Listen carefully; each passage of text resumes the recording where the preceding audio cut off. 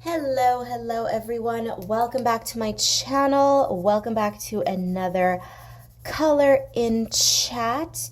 My color in chats are few and far between these days, so I hope that you are here and I hope that you enjoy today's installment.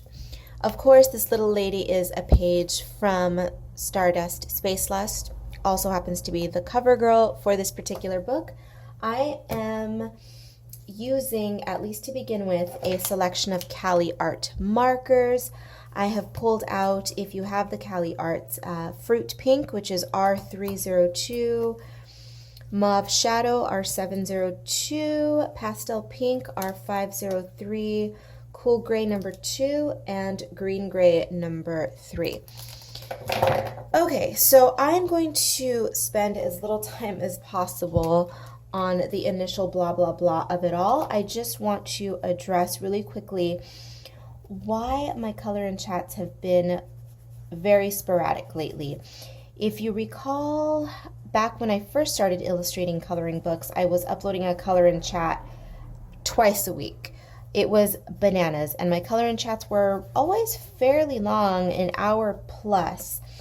But now that I've been doing this color in chat thing for 3-4 years now, I just don't have the time for it.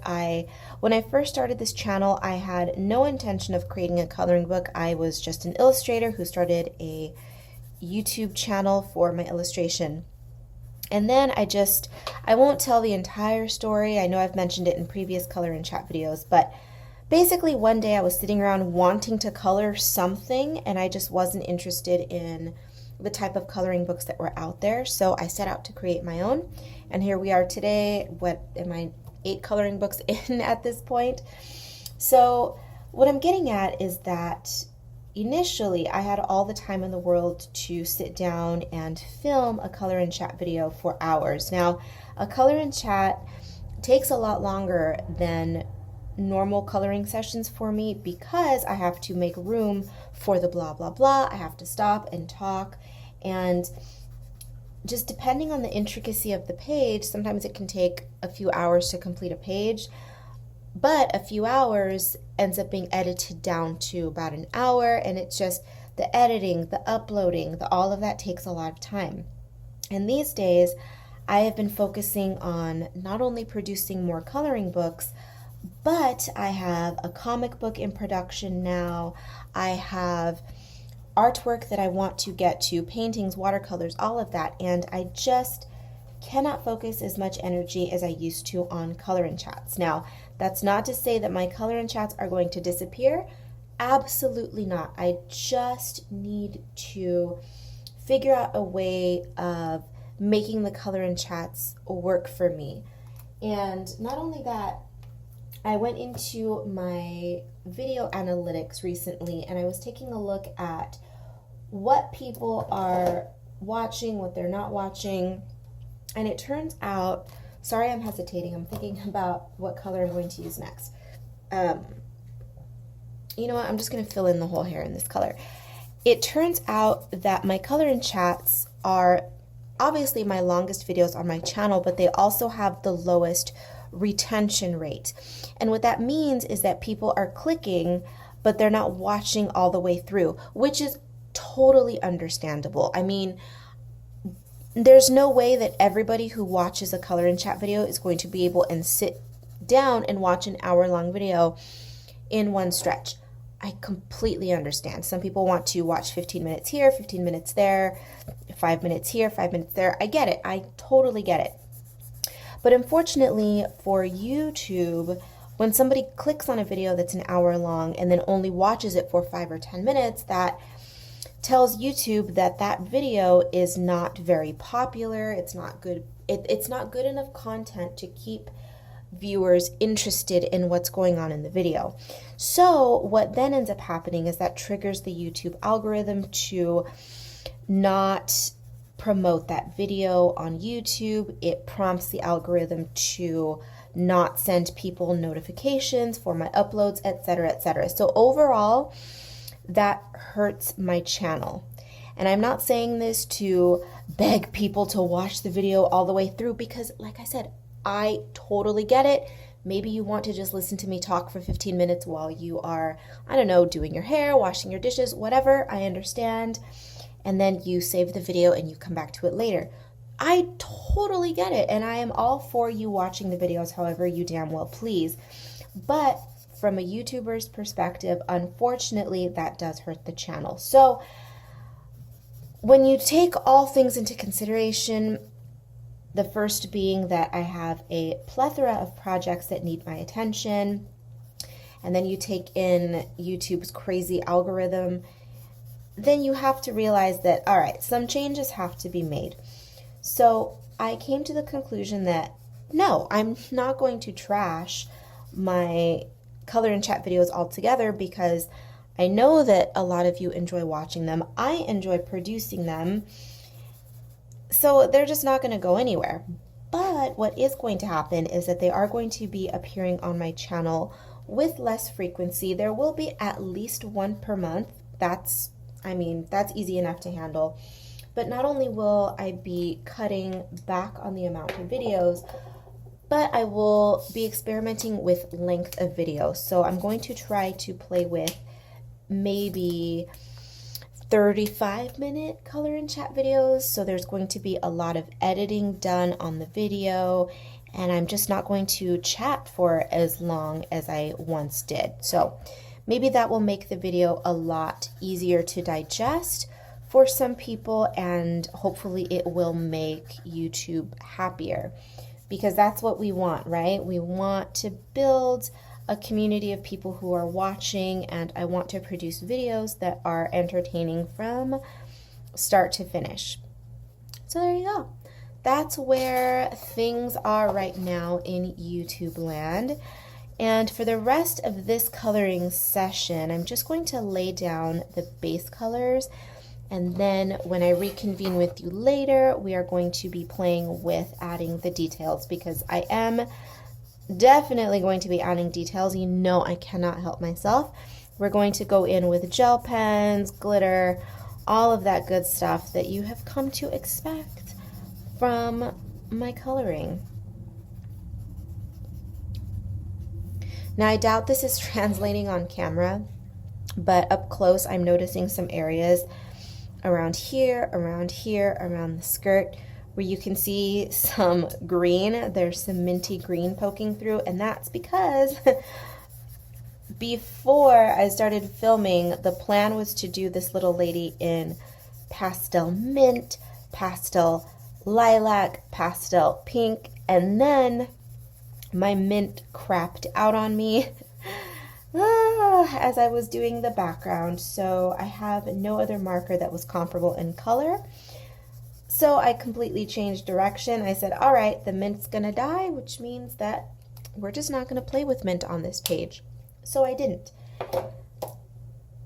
We're just gonna go with black, pink, and gray, and lilac, because why not? Or what color was this?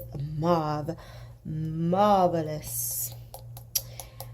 And we're going to do, I want to do a lot of silver and gray metallic on her. I almost want to make her poofy skirt metallic as well. So what I'm going to do, I know that I want to use this color because it is a cute purple color, but where should we put it? Should we save it for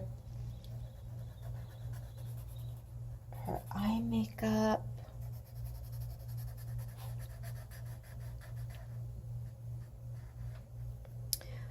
Okay, I'll tell you what we're going to do. We're going to play with this purple, this mauve, excuse me, and I'm going to use it for the shadows on the ruffles.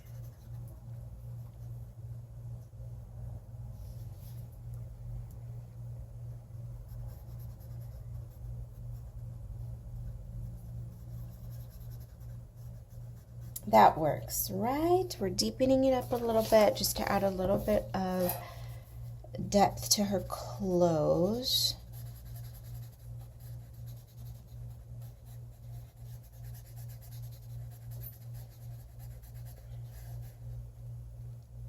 Oh, and you know what? Right now that I'm working on this book, I should mention, okay, because I know. Although nobody has said it, I know that people are probably, wait, I just said that I know and then probably, no, okay, I am 100% positive that people are wondering why I have not filmed any color and chats for my new book, my newest book, which is Spooklets Volume 1. Oh my gosh, I'm trying to suppress a cough. I'm sorry. Ooh. Because because bitter black coffee is going to help with that, right? Ooh. Wow. I like my coffee black. What can I say? But you're wondering why I have not filmed any color and chats for Spooklets. Well, I have only had my copies of Spooklets for a couple of weeks. That sounds totally crazy, I know, but unfortunately there were some hiccups in shipping my copies when the book was released. And on top of the shipping issues, Lady Coco came to visit the United States. So that, of course, led to more shipping delays and issues with the book. Now, she is here, and I will be working on color and chats for Spooklets. Probably my next color and chat will be for Spooklets. So if you have been waiting patiently and wondering why the hell I've taken so long in getting a color and chat up for that, she's coming, babies. She's coming, I promise. It might be a while. You may not see it until the beginning of May, or I'm sorry, rather the end of May, beginning of June. I don't know. But I promise, a color and chat for Spooklets will be coming soon. Now, I know that you guys don't need me to color in the book if you have her, but I know that some of you enjoy coloring along with me, and I love that you do that. I wish I could hang out with you in real time in a live video and whatnot. That would be super fun. But hey, you know, we do what we can, and what I can do right now is just say that a color and chat will be coming soon, and it will be. It will. I'm just in a really weird place with my coloring right now, in that I have so many books in the works, you guys, that I'm almost overwhelming myself, but in a good way, because I want to experiment with coloring book styles. I want to get different themes out there, and it's just, on top of everything else that I have to do, it's just a lot, and I want to share with you all what I'm doing, but I don't want to spoil the surprise, and it's just, I have to say that I really enjoyed bringing you guys into the creative process, like I did with Spooklets. If you remember, if you follow me on Instagram, I had you guys pick the colorway for the cover. Having my colorists involved in the creative process, it was cool. It was a cool experience. I don't want to get super mushy about it, but you guys know how much I love you. It's just the coolest thing. You know I'm a loner. You know all of this. So having people be involved on some level was just really, really cool.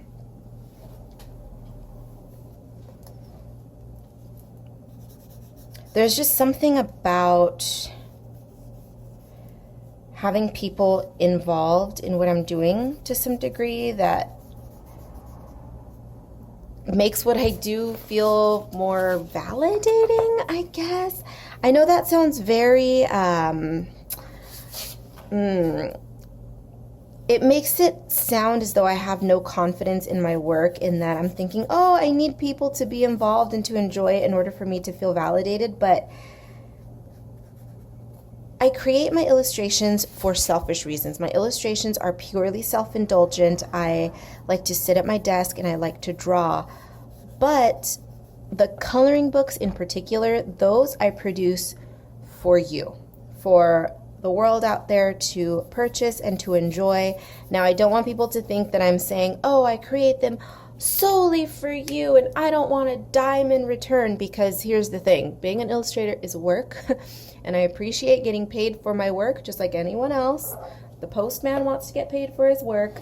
The person at the drive-thru at Starbucks wants to get paid for their work. We all want to get paid for our work, but when we are making a few coins doing what we love, knowing that other people are appreciating what we're doing, it's just full circle. It's a beautiful thing, and I enjoy bringing you into my world as much as I can. But not a lot of creators will do that. I'm not big into the coloring book community, and for my own reasons, I just like to stay in my own lane. I don't like to, it's just what I'm very insular, very hermity, and I just like to stay in my corner, and I just want to stay here and not be bothered. But there are some creators out there I know that they pump out books, and they do it for the money, and you can tell because there's zero interaction with their supporters. And that thing that sort of behavior just doesn't sit well with me at all. They never interact with their fans. They just do it simply for the money. They're like, screw everybody else. I just want your money. That I feel like there are certain creators out there who take that sort of mentality and live by that, and it's icky. I don't like it. I don't want anything to do with it. So I appreciate that you guys not only enjoy my work, but that you enjoy me as an artist and as an individual, because I don't hide. I don't hide from you. I'm here. I am who I am. I behave the way that I behave, and you appreciate it. And I love it, and thank you. And I know that I've been rambling for a long time, so I'm going to show you disaster. I'm going to show you how I'm going to handle the background, and then I'm going to fill in more base layers, and then I'll check in with you. I'm going to go into the background with just a standard old white Posca marker, and I'm simply going to put in stars. So it's just going to be basic starry sky with sparkles. And today I think I'm going to do, what kind of sparkles am I going to do today? I think I'm going to do that sort of sparkle, which is the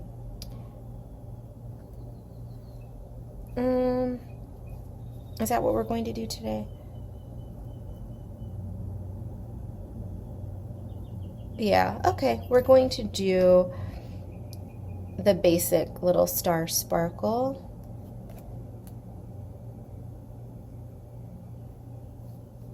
Okay, so that's what I'm going to do, and then I will check back in with you later. Checking in super quickly just to show you what I'm going to be doing with the hair, and by the time I get back to you, the hair will be done. So I was noticing that down here the colors are a lot punchier and a bit cooler than they are up in the hair. So what I always recommend to you all, if you're running into those issues, is to pull colors from other areas of the page into the areas that you feel are starting to look a bit discordant. So one of my favorite techniques for just adding texture and interest in a page is to hatch. And if you take a look at any of my artwork or any of my previous color and chat videos, you'll see this technique being used. And today I am choosing to pull the punchier, cooler colors up into the warmer areas, and by doing so, you're going to see that the page is going to start to be a little bit more unified. Now, I know this sounds as though I'm being very highfalutin with my coloring, and I'm not. It's just one of these issues of visual harmony. Too cold down here, too punchy and bright, pull some of it up. Just, it's balance, people. So by hatching, this is what I'm talking about. It's, again, if you watch my illustration videos or some of my previous color and chat videos, you'll see this technique. I just go in and I will add a color that is typically brighter. Sometimes I go darker, but sometimes it's brighter than the color beneath. and I will simply add in some lines, just some hatches like this. Now, it's not cross hatching. Cross hatching is where you hatch like fishnet stockings, which you can do, but I tend to like sharp angles and lines like this. So what I'm doing is simply going into the areas that are darker, where I'm going to have more contrast, and I'm adding those lines. There's no exact science to it. If you've seen, again, if you watch any of my artwork videos or older color and chats, you'll see me employ this a lot. It's just putting some lines on stuff. Just like that. But you can already begin to see how just doing that is starting to pull these colors up a little into her poofy hair. You see? All right, so we are going to get a little bit more done on this. I'm actually hoping to have this completed in this sitting. So let's go ahead and get started. The last time that I saw you, which was half a second ago, which in reality was yesterday, but I did a little bit of work on her hair. I added the hatches, some of that line work, so I'm going to go ahead and finish that today.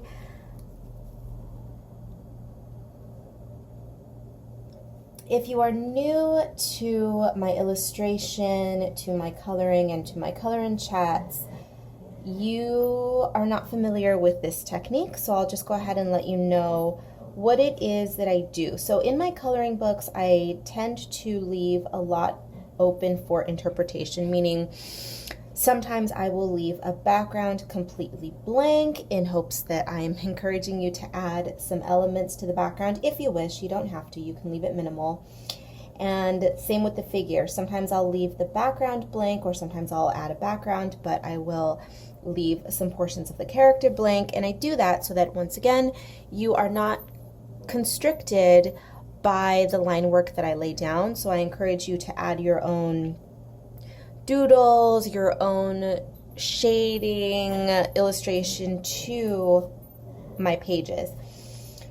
One thing that I do, and that's what I'm doing here, is the inking with just adding some lines with a fine liner pen.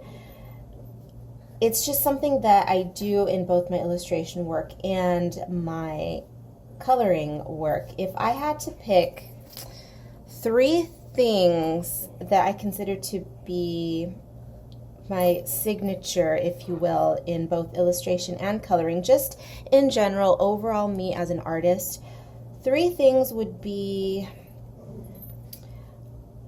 filling in areas with lines like this. So lots of swirly, undulating lines, this hatch work, and dots. I use a lot of dots in my work. I have a painting right here that I recently completed. You see this? So lots of dots, lots of hatching, and there you go with the undulating, swirling lines. So that, and oh, and as far as materials, black. I always use a glossy black, my glaze pen. Those of you who have been on my channel for, years, know when all of this, you guys know about my line work, and you know when I discovered the glaze pen and it was just a big ol' to-do, right? But when you find something you love, you stick to it and it becomes your signature. And I want my coloring books to be a place not only for you to feel free to make a mess and to just enjoy the hell out of your coloring, but to also explore techniques that you love. Because it's important for all of us as creatives to have signatures that as soon as somebody sees your work, it's instantly recognizable, whether you are an illustrator or just somebody who doesn't really care for illustrating, but you love to color. Having signatures is, well, to me, I think it's a visual voice that you develop over time, and eventually things begin to feel very you, and that allows you to be a bit more attached to your work. Oh, Hold on a second. I hear my dog chewing on something that he doesn't need to be chewing on. Speaking of signatures, okay, so I guess my dog was trying to not so subtly remind me that I have one more. Okay, so I have a potted, I don't want to call it a plant. It's a planter in which I made these sticks.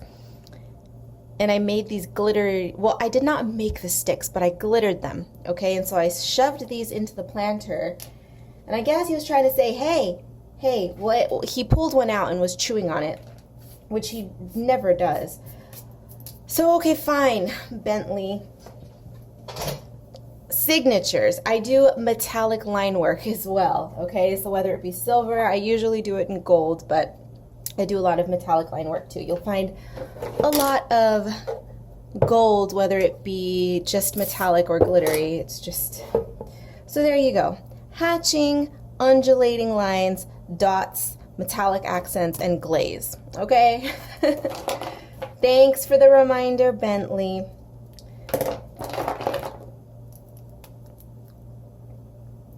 Let's see if we can go with pink.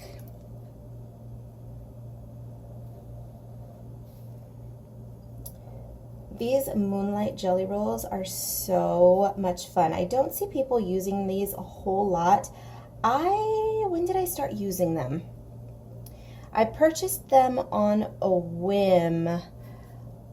It's been a long time. I started purchasing them a long time ago. I started with a couple of colors because I wasn't sure how I was going to feel about the neon. I'm generally not a huge fan of neon. It depends on the application, but I started with a couple of colors and I fell in love with the neon. It's called Neon Vermilion, but I think it looks more of like a coral color. My absolute favorite color. I have it. I don't think I'm going to use it today, but I pulled it out. But man, I love it so much.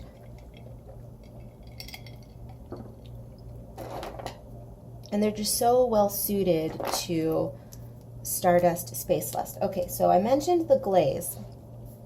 So let's go ahead and do some of the glaze. I love the glaze pen. I know I talk about it so much on this channel. I use it in both my illustration work as well as my coloring, and I've talked about it before. The reason that I even purchased it in the first place is because I was looking for an eyeliner for myself that I find so impossible to come across, because apparently people do not care for the look of shiny black eyeliner. Personally, I love it. I've only owned it a few times in my life, and brands, they pick it up and then they discontinue it because apparently people don't care for it for whatever freaking reason. I think it's amazing. But anyways, I thought I want to replicate that look on my girls because generally speaking, I inspire my girls and my girls inspire me, and I like to bring some of myself into my girls, right? And I wanted to give them a shiny black eyeliner because even though I can't have it in my life, they shouldn't be deprived of it. So I was looking for a shiny black pen, and I stumbled across the Jelly Roll Glaze, and so I picked it up, fell head over heels in love with it, and I started just preaching about the glory that is this pen. Some of you guys thought I was crazy, and then you started purchasing it, and then you fell in love with it too, and that's how the gospel of the black glaze pen has begun to spread. I love it. It does beautiful things to your work, and it speaks especially well to those who want to do more futuristic, fashion-y, alternative type looks, because it looks like PVC. It resembles vinyl, and so it gives you that fabulous, fabulous look. I have this Uniball pen, which is a microfine metallic silver. I love, love, love, love, love this pen. It is difficult to find, I've noticed online. I've found it in sets of, it comes in a set of several metallics, but when I found it, I usually see it on Amazon, but the people who are selling it are independent sellers who grossly inflate the price. This is why I rarely list it down below in my description box because I know what these pens are supposed to cost, so it becomes glaringly obvious when people are overcharging. So I don't want you to support sellers who price gouge. So I will not leave their links down below, but I will probably leave the name of it just in case. I mean, any thin metallic pen is going to give you this effect if this is what you're after. It's just a metallic gel pen. There's nothing fancy about it. But what sells me on it is how thin the tip is. It is fabulous. I love it. I purchased mine open stock.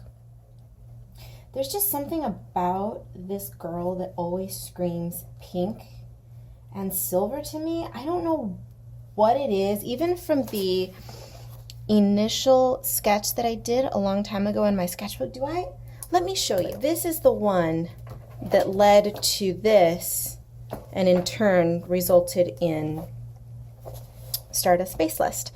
Oh, and black glaze as well. See, she's exactly the same pretty much. I mean, clearly different, but the same. You know what I mean? But pink and silver, they just work for her. Now that I saw that silver makeup, I was going to do her lips black, but nope. We're going to do silver glitter lips.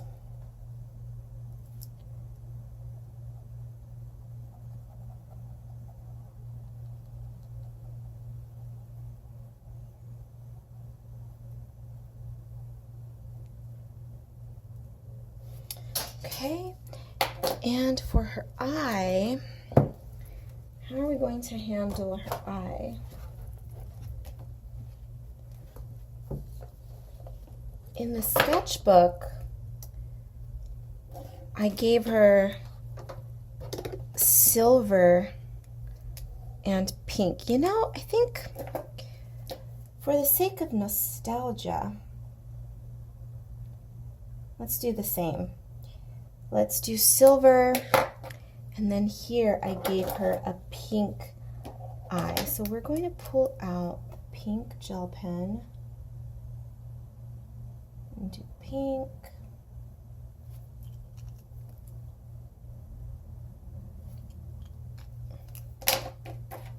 It's just the right level of freaky. It's freaky without being scary, which is what I like. I mean, scary, of course, is relative, but you know what I mean. Blatantly spooky, you know. She's pretty, but she's a little off. She's a little off.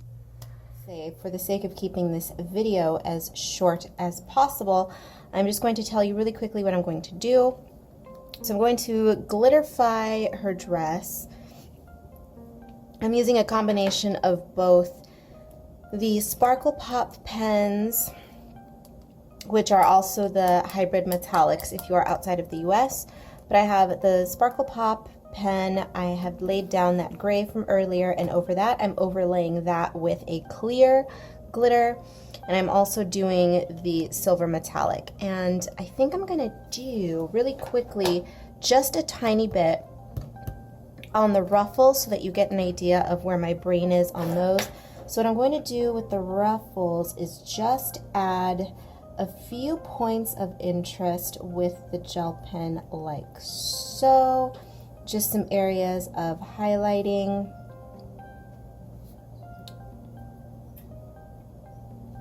And of course, the white dots that I mentioned earlier for some more highlights, and then I will check in with you when the dress is done.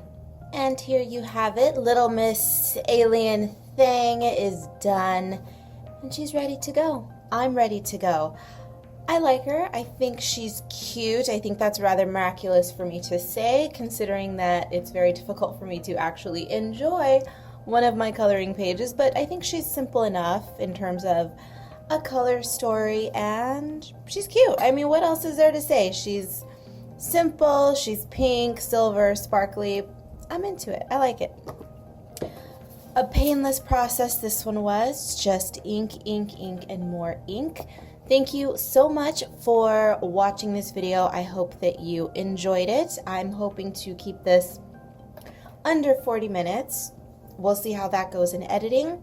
If you are interested in picking up a copy of the book, grab it on Amazon or Etsy. I have this version, the book bound version, on Amazon. The printable is available on Etsy exclusively.